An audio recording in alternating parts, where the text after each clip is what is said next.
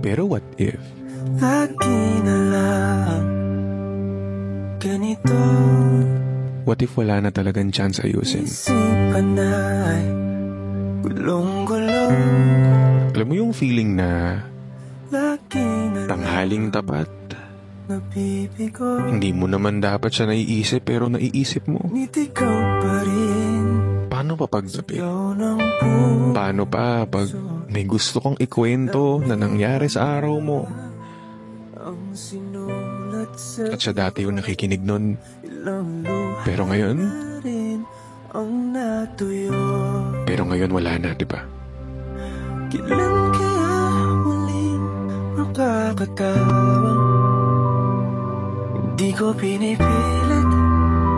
Walang lungkot